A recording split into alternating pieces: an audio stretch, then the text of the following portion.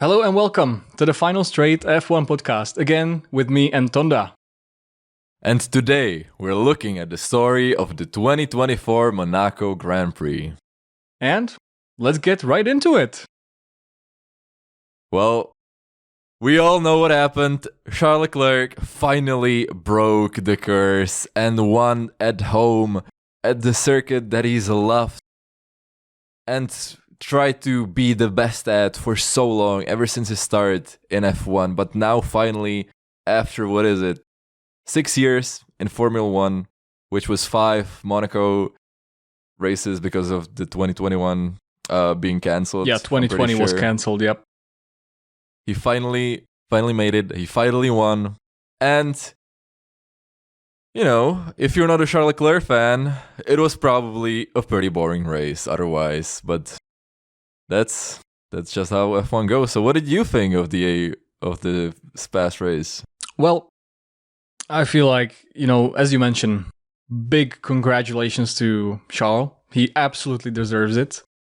It's been an emotional story for him. If people were watching and listening, it's been a dream of his and his father's, who passed away, to really race for the red suits in the Monaco streets and being able to win, and which he finally did. He had 2 pole positions prior to this Grand Prix. And he still managed not to win. He actually managed not to start from pole position in 2021 because he did crash, I believe, and then he had a mechanical failure. And Verstappen won that Grand Prix. So, and then in 2022, it was the little incident with rain and pit stops, and he was, I believe, P4. So he is definitely not lucky when it comes to the Monaco Grand Prix until now. And I feel like I don't feel like Leclerc has any haters per se. He's a very likable driver. There's not much to dislike. He's not one of the most aggressive drivers. He's not arrogant. So I feel like every true F1 fan can appreciate this moment. And despite the race being the way it was, which we will get to, I feel like it was a very good race result in terms of just the feeling, and it just felt right this time. Yeah, and it was Leclerc's only 6th win in F1, and it was his first win since Austria 2022, which it was over 2 years ago. And just one really nice parallel that I noticed, during or after the race yesterday was, we all remember France 2022, Leclerc's infamous spin into the barriers while he was in the lead, just making a mistake, or, the car had some problems or whatever. And after that, the dream of the championship was over. So, starting from Hungary, Max Verstappen just dominated, and he continued to dominate over the rest of 2022 and into 2023. And we thought he might dominate this year as well. But just the way that Charles Leclerc screams yes after he wins, in Monaco, it's such, it's like the polar opposite of his scream in France after he puts it into the barrier. And I just, it's like a nice book. It's like bookends for this period of Max Verstappen's dominance, which I'm not saying it's over. We can talk about this later as well. Whether or not this is Red Bull's downfall or whether we'll see a resurgence next race. But at the very least, the bookend of Charles Leclerc not winning a race, just a really nice moment. It, as you say, like, when you heard the team radio after the race, it was just goosebumps, right? Like, you could just feel it meant so much. But when you think about it, it's exactly the polar opposite as of France 2022, right? It was the no versus the yes. Yeah. Exactly, like, pretty much the same scream, but out of completely different emotions. But as you mentioned, Verstappen, right? I want to say, we're back. And I don't mean we as, anyone in terms of Ferrari fans or Leclerc fans or anyone, but we, in terms of F1 fans, we are getting a title fight, it seems. Because Verstappen, after, what was it, like 7 or 8 races, he's 31 points ahead of Leclerc. And we've finally seen a weakness from the Red Bull. Because last year, it seemed like there is none, right? And it finally seems like these cars are getting are little returns on their, investment into the upgrades. It's just, they're getting so marginal upgrades. And I thought that it's pretty interesting to see that the car is getting more understeery in terms of Red Bull, which is exactly the opposite of what Verstappen likes. So the faster the car gets for Red Bull, the less it suits also Verstappen, which is kind of interesting, but I think it gives us some hope that, Ferrari can turn it around, McLaren can turn it around. Mercedes, not so sure. So far, they have been the practice kings at some moments, but it seems like we're really getting something exciting, and I'm so ready for it. Like, I think the positive from this weekend is not by any means the racing, like pure racing, but it's just the result of we're getting a championship, it seems, at this moment. I hope I didn't jinx it, but yeah, I mean, let's start from, the free practice just to get the idea of the story of the Monaco Grand Prix, right? Well, Ferrari and especially Leclerc, they have been fast from the get-go, like FP1, FP2, FP3. I think Hamilton won FP1, and then Leclerc won FP2 and FP3, if I'm not mistaken. So there was a lot of hope, right? And I don't know how you, but I was thinking that, right, it could be the same as Imola, right? That Verstappen is just, finding the right setup, getting into the rhythm, comes qualifying, stealing the show, see you later, check out, wins the race, never sees anyone again. But we were mistaken. We had a pretty exciting qualifying session, I must say. I have to agree. And, as you say, we cannot discount Max Verstappen when it comes to, the day of qualifying, and inevitable. Especially Q3. Exactly. As we said on the last episode, Max Verstappen is inevitable. So that is why I would be a little wary of talking about a championship fight, for the rest of the season. I am very hopeful, but this was a string of circuits that is not very well suited for the current Red Bull car. But I think that I definitely agree with the fact that even just the fact that Red Bull seem to have a weakness at certain tracks, it gives us more hope than we've had over the past few years, because definitely this year it's been the closest, than 2022, 2023. It really seems like we've had 4 race winners this year already, which that's incredible, right? That's pretty insane, and we might get more. I mean, Oscar Piastri, he was right there. He drove an excellent race as well. And if it wasn't for Charles Leclerc managing perfectly, and being very good under pressure in Monaco this weekend, then I think Oscar Piastri could have walked away with it as well. But as you said, the qualifying is usually the more exciting part of the weekend at Monaco, and it was extremely close. Again, it was the closest it's been all season, I'm pretty sure. Yeah, because of course it's a short track. Little margins. Even Q1. And in Q1, we talked about this last weekend, but Checo Perez, he was out again. He's back. The European leg of the season just really doesn't seem that suited for him. He struggled again, and he didn't make it out of Q1. It was pretty crazy, right? Because that's one of the things, right? Like, it was little margins, but it was exactly the thing we talked about. Like, Perez qualified 18th in a Red Bull. It's still a Red Bull. Like, despite all its weaknesses, it's still a Red Bull. It had potential. And this is exactly the weekend where, if you see Verstappen struggle, right? He was P6. This is the weekend where Red Bull would expect their second driver to step up. And, like, that's what Bottas could do in Mercedes sometimes, right? I think it was in 2021 where Hamilton, he qualified, it was like P7, something like that, and Bottas was second. And it was not pole position, but he capitalized on his mistakes, right?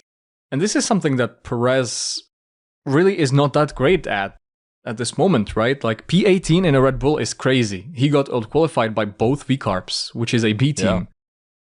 And yeah, it's unbelievable. Because then he was set up for an absolutely terrible race, which we will talk about. But Perez is not getting a break anytime soon. And I feel like, as we talked about it last week, he should have accepted the 1-year deal at Red Bull. Because at this moment, there could be a big fat zero at the contract and saying see you later. So that was an interesting one. And what more came in Q1 was Alonso in P16. Alonso. That is true. Out-qualified by Lance Stroll, which is not something we see very often, with this pairing. We're used to Fernando Alonso wiping the floor with Lance Stroll, so to speak. I mean, we like to, Lance Stroll has his moments, but he's not a terrible driver. But still, Fernando Alonso is that guy, with 2 championships under his belt, driving for over 20 years. He's very experienced, but it just seems like these past 2 weekends, he just hasn't been on top of his game, so to speak. But also, the car isn't all there. But we should mention that he did what he did 2 years ago, and he slowed down the field. He played the team game for Lance Stroll, which was unfortunately undone by Lance having a puncture and losing the tire. But he did not qualify very well. Yeah, I mean, it just seems like that ever since the big upgrade came in Imola, right? Like last race, he seems to just struggle with the Aston Martin. And it seemed like it favored, Stroll much more, which is interesting, and there's maybe one thing in common with the upgrades from Red Bull. Like the further the car comes in terms of its performance, the less nice it is to drive, or the less drivable it is. Performance does not always mean that you're going to extract the performance.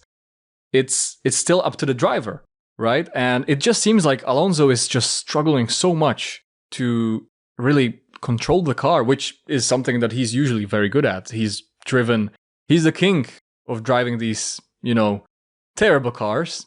We had McLaren Honda in 2015, which was an absolute dog of a car. Some of the Ferraris were not great either. I think particularly in 2014, it was a terrible car.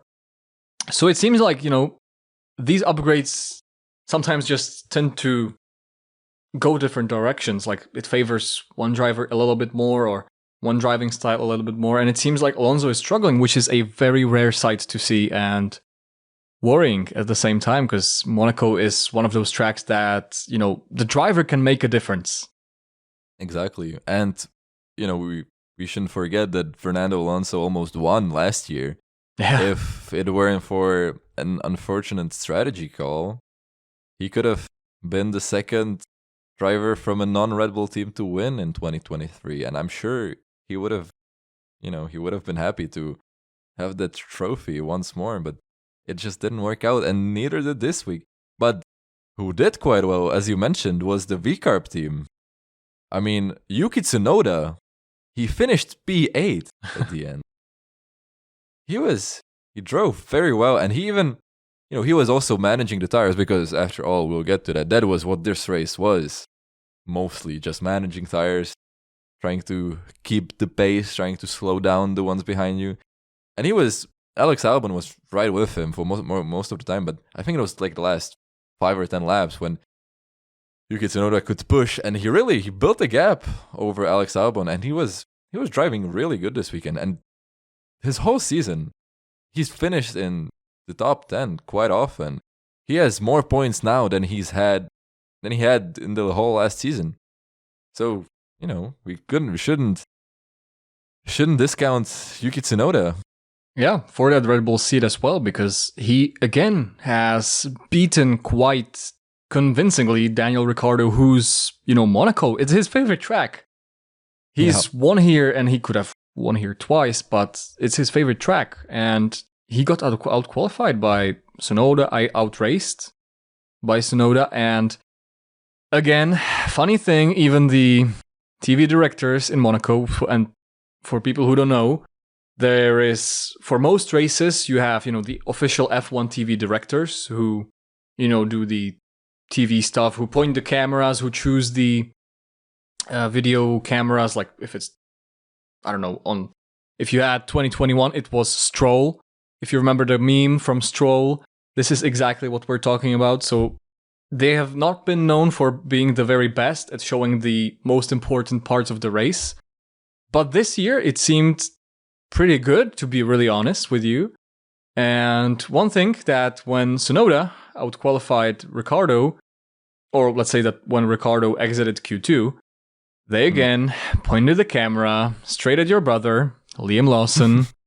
So, yeah. And then I think when there was the red flag, they pointed at Ricciardo and Liam Lawson talking together. So, yeah, that was pretty.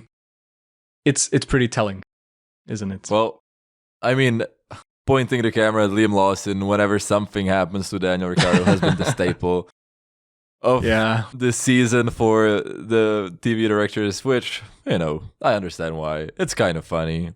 And it's also, there's a reason, like, there is a possibility that Liam Lawson could replace Daniel Ricciardo. I don't think they would do it mid-year again, because that would be, that would be ridiculous. It makes no sense, unless Daniel Ricciardo starts performing really badly. But there are actually 2 drivers who might miss the next Grand Prix. And one of them, well, both of them for causing a bit of trouble in the first lap. Yeah, and let's just wrap up the quali with the Q3. We had Leclerc on pole. I felt like it was never in doubt. He was very, very fast, but in Q1, Q2, the pace was not that convincing again. And I was worried. I'll tell you, I was worried. It was like, oh no, did it disappear again? And is Verstappen gonna put it on pole by like half a second in last sector or whatever? We had, or at least we thought, Mercedes would be near the fight, and it's been pretty convincing that they're not. They were nowhere near the front row, or at least Hamilton really wasn't. Russell was closer, but interestingly enough, because Hamilton was faster than Russell the whole weekend, and I believe that Russell took a new spec of the front wing for the qualifying, and Hamilton didn't get it.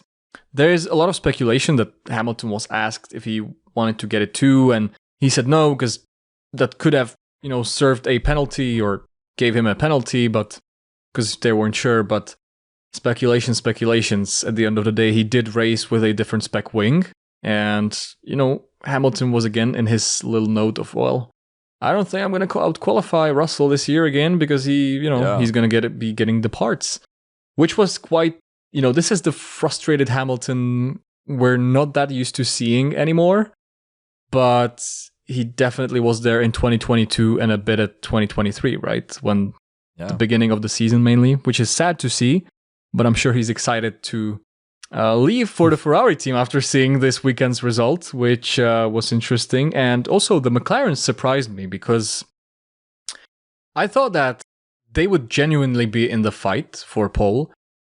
And don't get me wrong, Oscar Piastri was on fire. He did an absolutely amazing job. He has beaten Lando by quite a bit as well. And he qualified P2, which is very impressive. Lando qualified only P4. And, it was an interesting qualifying, and it was an interesting setup for the race when we saw the tire strategies. And also a big mention. Albon and Gasly got into Q3, which is something unheard of. That is very true. They did an amazing job. And especially with Alpine struggling as much as they have this year, it was quite impressive. I mean, they were doing a little better at this circuit, but still very impressive from both Albon and Gasly, the former Red Bull drivers. But well, we know what happens to Gasly, and we'll get to that in a second. But I do agree with McLaren and Piastri especially. I said it before, but he was very strong, and he made a couple of mistakes on his lap, but he wasn't that far off pole. And the three of them, Piastri, Sainz, and Norris, they were all very close. I think some of them, it was 1,000th between one of the two, like two of the three. I'm not sure which one. I think it was very close between Sainz, Norris, and perhaps Russell. And maybe Verstappen Russell was too. right there as well. But let me just say, I've been saying this for the longest time.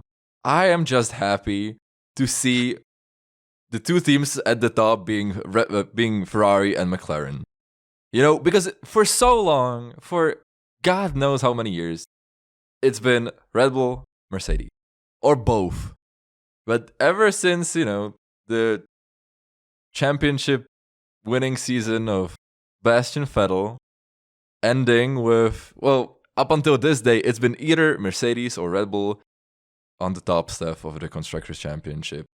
And now finally, we are at a point where neither of them, of course they still are, but it was nice for one race to see McLaren and Ferrari, the old rivals, the heritage team, the legends.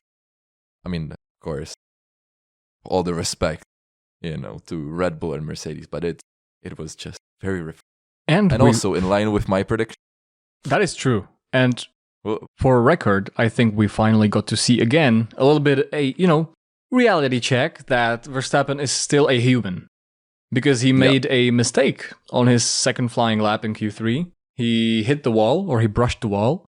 He didn't damage the car per se, but he made a mistake. So it clearly showed that he wasn't that comfortable with the car. He wasn't really confident in the car, which is something super rare, Yeah. After seeing last year, it feels like a completely different season. And I feel like it also backtracks a lot what we talked about last week, right? Or last weekend. It was just about the regulations that, the further we get into the regulations, or, the closer the teams get, just, purely because there's not much else to go, in terms of the growth. We've seen it in 2021. We're seeing it now again. And we're going to enjoy the hell out of it. So, yeah. Now let's get to the saucy bit. It's lap 1. So, yeah, we got the traditional, strategy views and everything, and we saw the top and Mercedes. 4. Yeah, Mercedes went with the hard. Mercedes went with the hard. And as did Verstappen. And they regretted it very quickly. Yeah. Because as is, tradition at Monaco, we got a safety car. Well, safety car, we got a red flag, but not all 20 cars made it to the end, and 4 of them retired on the first lap. We already saw contact between Carlos Sainz and Oscar Piastri. Yeah. There's been some beef between them, every time they get wheel to wheel. There's something, one of them walks away with a damaged car, or both of them in this case, with Carlos Sainz getting a puncture and Oscar Piastri having a damaged floor. Carlos Sainz did get to start from P3 after the restart, which some people have questioned. But yeah, the race had to be red flagged after a collision between Checo Perez and the two Haases. It was pretty crazy, as you say, because, yeah, there was first, you saw the contact between Sainz and Oscar Piastri. And as you mentioned, in Miami, they were battling. Sainz and Oscar made contact, and I feel like at that time it was Oscar who came with the damaged wing, I believe, so he had to pit. Yep.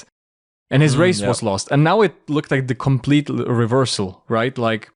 But I feel like it was an unfortunate contact. It reminded me a little bit of Brazil 2019, which was the contact between Leclerc and Vettel, the two Ferraris. It was such a subtle contact.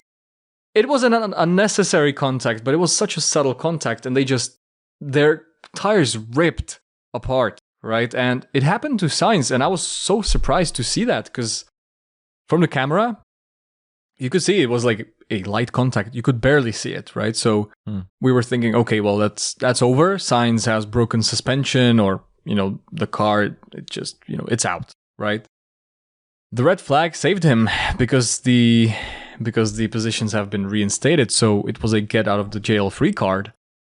Because we were thinking, right, okay, well, now it's 2 McLarens versus 1 Ferrari. They're gonna cook. That would have been scary.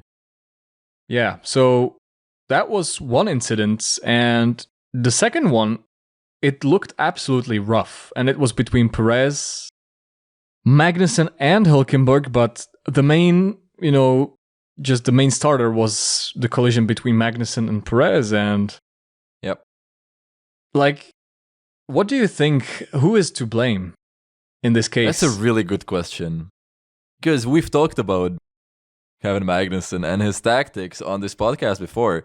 We've seen him, and he's got quite a lot of penalty points. The book of forbidden moves. The book of forbidden moves that he will give to Ollie Behrman or whatever. Yep. The gift. The gift. But if he gets more penalty points, he's gonna get a race ban.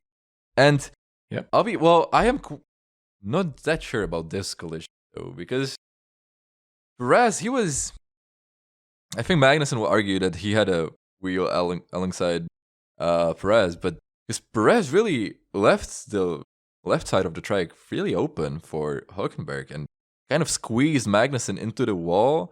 I'm not sure if he didn't see him. I mean, of course, it was a tough situation. You get 2 cars, 1 on each side.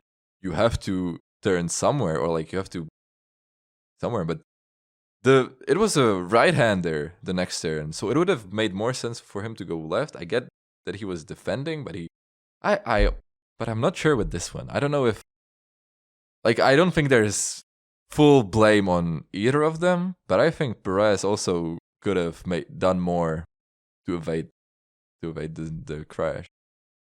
Yeah, absolutely. I'm gonna 100% agree, because at the first moment, I thought it was clearly Magnussen's fault.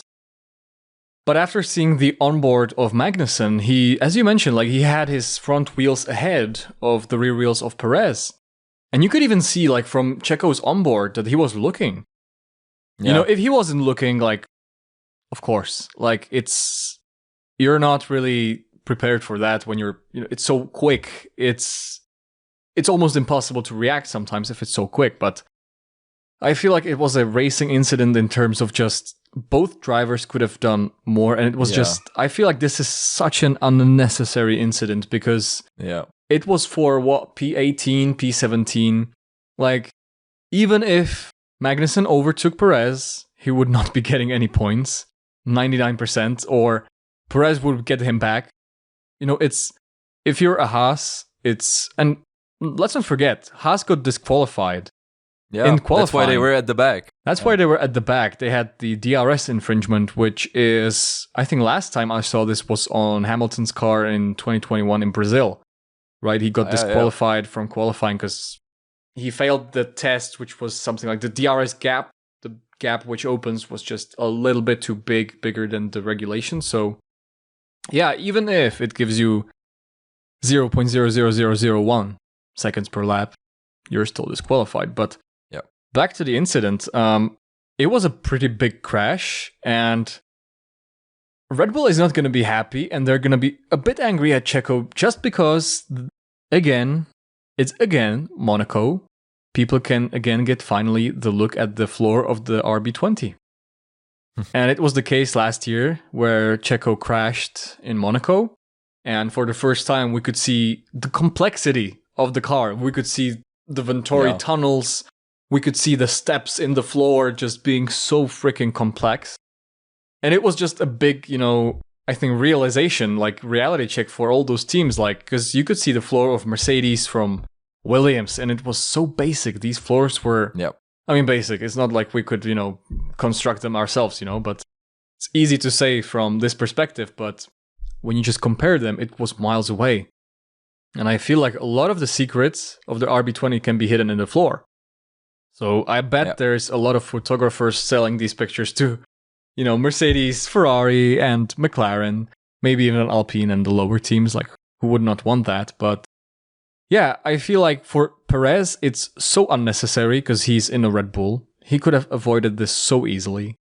It's a silly mistake from Perez, but it's also just over-aggressive. Again, Magnussen was just over-aggressive. It was unnecessary. And, it cost Haas both cars. And it's like people would think, right, well, it doesn't matter. They were last anyways. But no, it's the money, right? They have to fix the cars. It's a lot of money. And the damage was substantial. Yeah. I mean, you don't just destroy a car like that and walk away without having to pay hundreds of thousands, even not millions, right, in repairs. And of course, Red Bull is at the top right now, and they have money to spend, but they don't have infinite money to spend.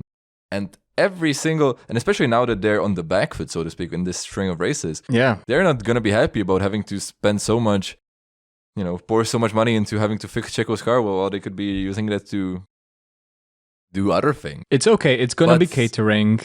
It's gonna be catering. It's just catering. It's nothing to worry about.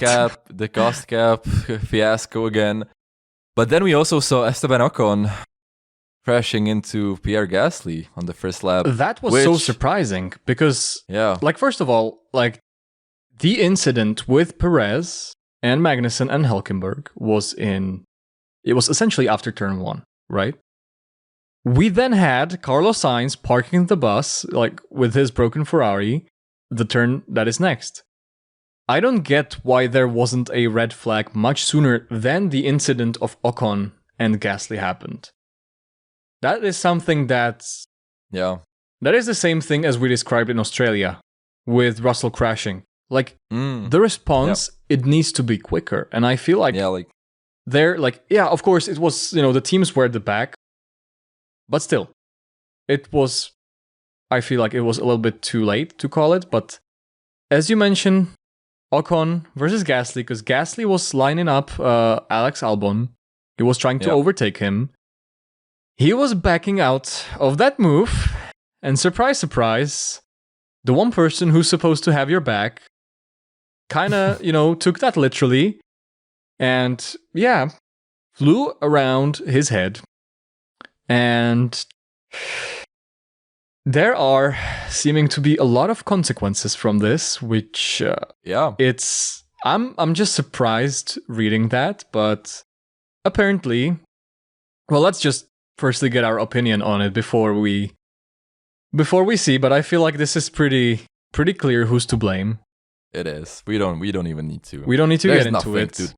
There is nothing that Gasly could have done. He did the most he could. He plowed it to the left. He was millimeters from the wall. And Ocon just did an Ocon, to his teammates. He's known for doing this. Yeah. He needs to calm down because,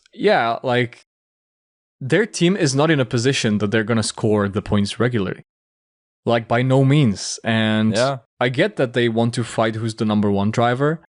But because, both French drivers, both trying to just prove they're number 1 drivers. But this is clearly an Ocon's fault and not a small one.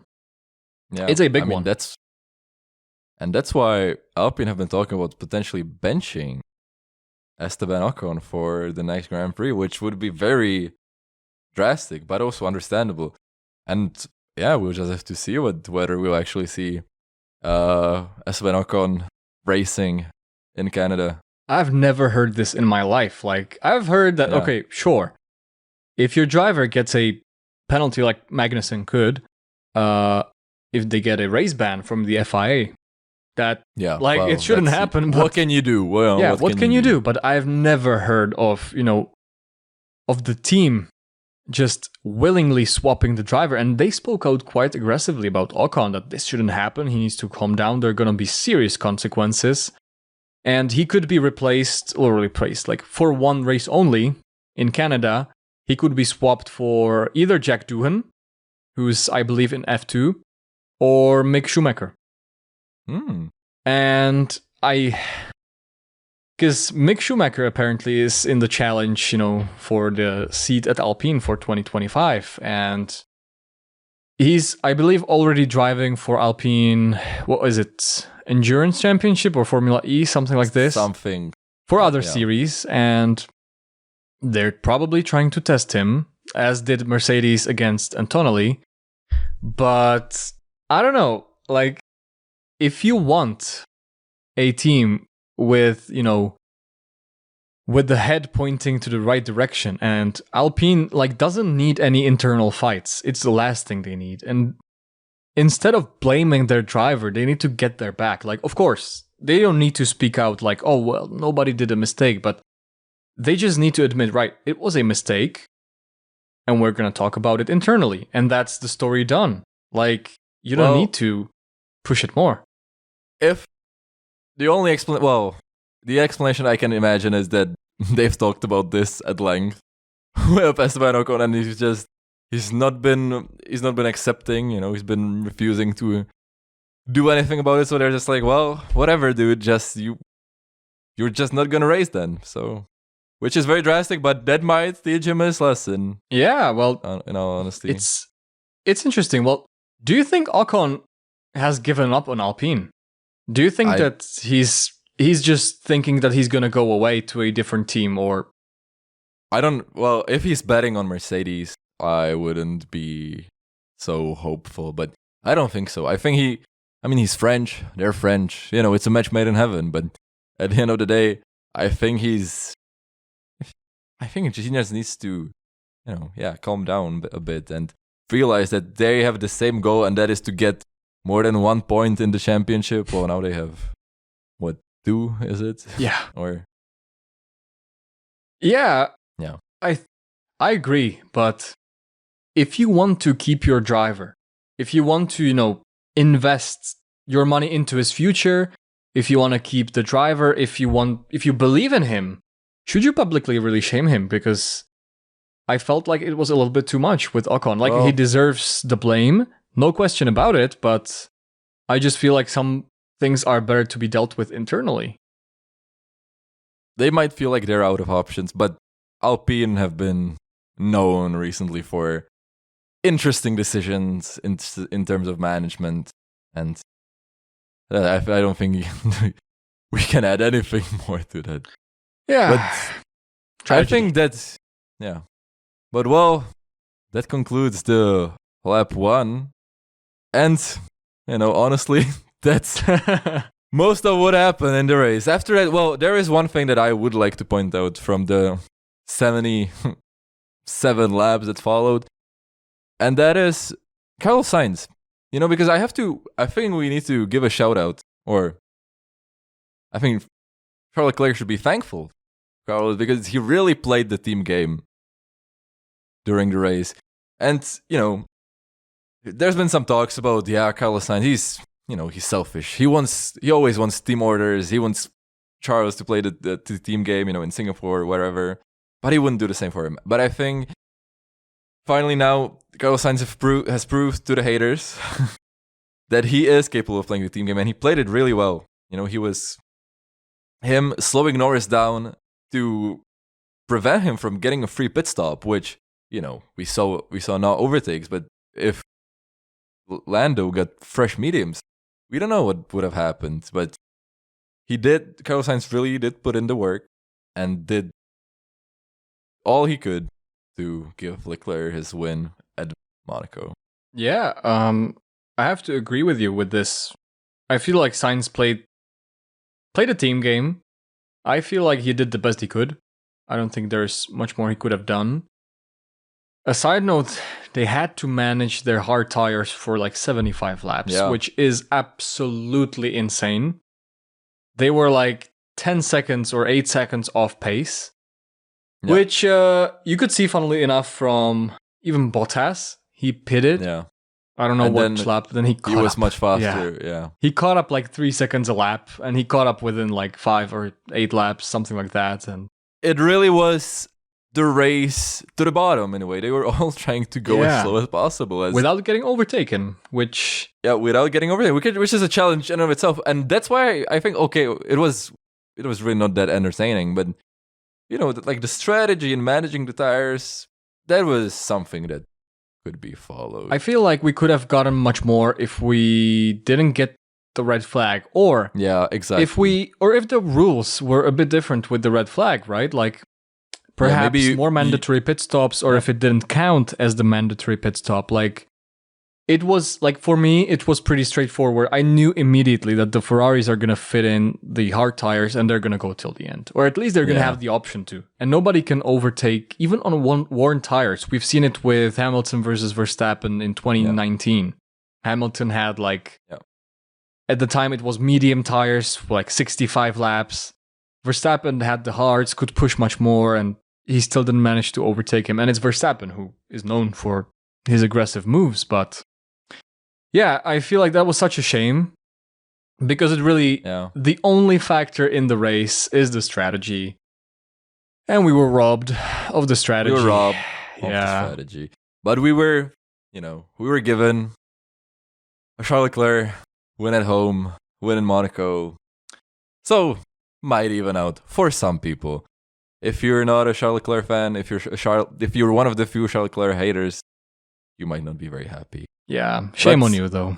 Might be time to go over our predictions for the Monaco Grand Prix, and I have to say, I am proud of mine. But you can start. Yeah, I am not proud of my prediction because I feel like I've jinxed Perez. I've predicted that Perez is going to outqualify Mr. Max Verstappen. Oh, true. That is true. And the exact opposite happened. He went out in Q1 and then he crashed out of the race. So, I don't know. That's as far as I could have gone from the prediction. Like, it should be, like, honestly, it should be minus points at this point. But yeah, well, unfortunate. We can count that later. But my prediction, no Red Bull drivers on the podium. Wow. I mean, I was even, just from the free practice and then in qualifying, I was like, if nothing else, I have my prediction. Because 100%. As I mentioned before, it was McLaren, it was Ferrari. Nobody came close. 100%. And you deserve a point for that because that's a bold prediction to make. Yeah. Very bold. Because discounting Red Bull from the win is a bold prediction often. Verstappen, mainly. Yeah. A podium, last time that happened was in Singapore last year. No Red Bull on the podium. And before that, God knows, not last season. Perhaps in 2022 Brazil. Yeah. Could be. So, that's a good one. Anyway, what's your prediction for the Canadian Grand Prix? For the Canadian Grand Prix, let's try and collect our thoughts, and I'm predicting Lewis Hamilton on the front row. Okay. That is bold, and that is also very hopeful, but I mean, who knows? Canada, it's a new continent. Yeah. Who knows what might happen? Hamilton has been extremely good at Canada. He has taken his maiden pole and his maiden win in 2007, which is quite far back, but he's going to get the upgrade for, the front wing. And I feel like it could be a good track for Mercedes if good is very over-exaggerated and some solid performance. So we'll see. What about your prediction? I'm going to predict that Perez will follow in his streak and he will not get into Q3. Oh, that's sad. I mean, depending on how you look at it, might be a bold prediction, might be an easy prediction. Might be bold because it's not the European leg. Yeah, that's true. Right? That's true. Canada, we'll see. We will see. Yeah, and now we need to get to the driver of the weekend, right? Yeah. I mean, who would you nominate? Wow. I think it's pretty clear. It absolutely has to be Charles Leclerc. We just have to agree again. He just didn't like put in the Miami. Foot wrong. He didn't put the foot wrong ever. Like, he delivered in qualifying. didn't make a mistake, didn't hit the wall, didn't do anything stupid. Yeah. He absolutely delivered on a weekend where it mattered. He managed his tires. He managed both of his starts. He never got under which was attack. Important because yeah, Ferrari they've been not that great with, getting off the line fast, but exactly. This time, unfortunately, he resisted. I mean, I have to agree. We just have to give him the Final Straight F1 podcast seal of approval. But to the rating of the Monaco Grand Prix in 2024, I think it's a tough one. Yeah. But I want to hear your thoughts first. It's very difficult to judge Monaco. Yeah. If we discount the results, if we discount all the emotions, the honest race has to be a 1 out of 10. I can't see it any higher than that because of course there is absolutely nothing that happened really. There was the red flag erased everything. So what do you think? Would you agree? I'll say that the race, quality-wise, and entertainment-wise, was a 1 out of 10. But the results, 10 out of 10. I will average it out with a little weight to the 5 out of 5. I mean, 5 out of 10. 5 out of 10. 5 out of 5 would have been very bold. That would have been very good. But with a 1 and a 5, we can average it at around the 3. Yeah. Mainly Leclerc fans definitely appreciate it. Ferrari fans appreciate it. And I think also the fans of the sport. Yeah. We know Monaco is not the race to be excited for the racing. It's the race to be excited for just because of the heritage. And, this time we were blessed with an interesting result that was not on the cards, perhaps in the preseason testing when we were thinking that Red Bull is going to run away again. And it's good for the championship. So... But to actually see where this championship goes and whether the inevitable Max Verstappen can come back from this streak of bad luck, we'll have to wait until Canada in 2 weeks' time.